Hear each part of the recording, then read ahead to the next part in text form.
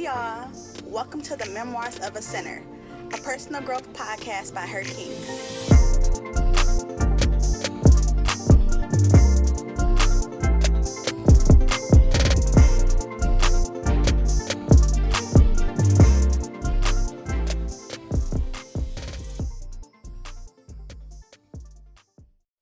For those of you who aren't familiar with the story of Noah and the ark, in Genesis chapter 6, God tells a man named Noah to build an ark, and that everybody who is on that ark with him, every animal that's on that ark with him will live, but he's going to flood the earth and kill everything living and breathing that's left, right?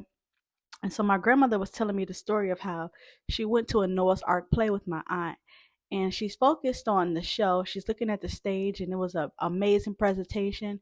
They even have the animals, and they're bringing the animals down the aisle. And it wasn't until she looked around that she realized that the ark was being built around them. Everyone who thought they were just coming to watch the presentation found themselves a part of the show. They were also in this ark. They were being saved from God's wrath. And so around the same time that my grandmother is telling me the story of her going to a play expecting one thing and receiving so much more, I was studying the book of Genesis and came across the story of Joseph in Genesis 37.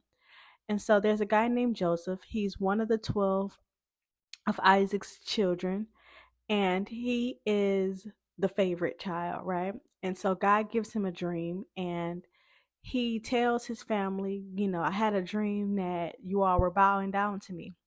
And his brothers were not having it. They felt like he was being arrogant, and they plotted to kill him, but they ended up not killing him. They ended up selling him into slavery. Well, everything worked together for his good, because although he was sold into slavery, because of his gift, he kept being put in positions where he was being elevated, right? And eventually he ended up second in command under the Pharaoh, because he was able to interpret Pharaoh's dream and put them in a position where they could sustain when there was going to be a recession, right? So when a famine was about to take place, they were prepared in advance, years in advance for it. And so Joseph's brothers come to Egypt to try to get food because they're experiencing this famine later on down the line in Genesis 45. And they have no idea that it is their brother Joseph that they're speaking to, that that's who they're interacting with, because Joseph looks different and he's using an interpreter. He's using an interpreter to communicate with them.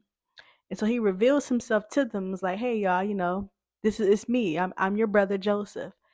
And they're in awe because first of all, they knew they had betrayed him. And now, just like he said in the dream, they were bowing down to him.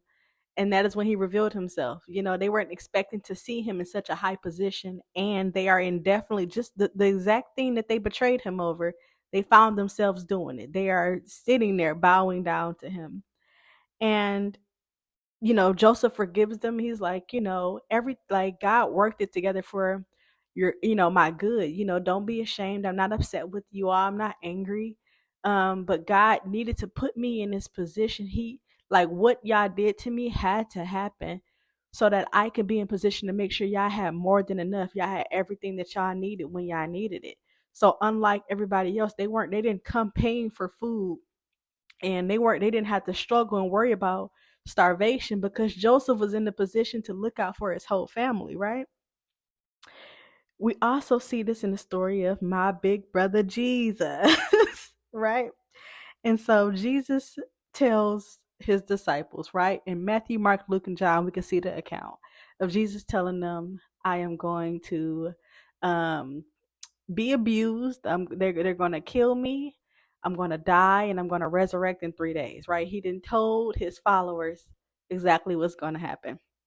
In Luke chapter 24, some women come to Jesus's burial site, see that he's not in it, and an angel tells them, like, he's resurrected, he's gone. Like, don't come looking for him here, he's gone.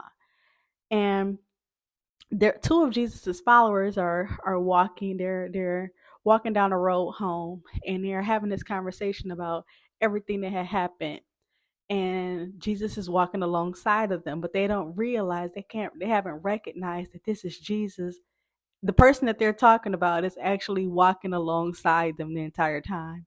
And so Jesus starts talking to them like, what's going on? And they're like, haven't you heard? Have you heard about Jesus? What just happened to him? And then they saying that he resurrected, et cetera, et cetera. And so Jesus is like, everything that y'all are talking about, was already written. Like, there were prophets who prophesied this years in advance, way in advance, about what was going to happen to the Messiah, and y'all are acting like y'all are in awe, and like y'all just you know don't understand what's going on. Y'all knew in advance, way in advance, before Jesus even told you. It was already written that this was going to happen. And so they invite Jesus over. They think they're just inviting a man over. They invite Jesus over because God the Father kept them from actually recognizing that this was Jesus that they were talking to. And it wasn't until Jesus sat down at the table and broke bread with them that their eyes were open to see that the entire time they've been talking to this man, and it was the person that they were talking to them about, right? And so I came here to encourage you, to tell you today that when God gives you a word, expect that word to come into fruition. When he has told you something, expect exactly what he has told you. Isaiah 55:11 says, "So my word that comes from my mouth will not return to me empty, but it will accomplish what I please and will prosper in what I send it to do." When God gives you a word, when God gives us a word, we hear what he's telling us, we can expect for his glory to be revealed. We can be in expectation of everything he said happening, actually happening exactly the way that he told us it was going to happen. So I pray today. I prayed before I got on this, before I started recording, but I want to tell you right now that I've been praying that God gives you ears to hear whatever word he's giving you, and eyes to see his glory being revealed in your life. I love you all in real life.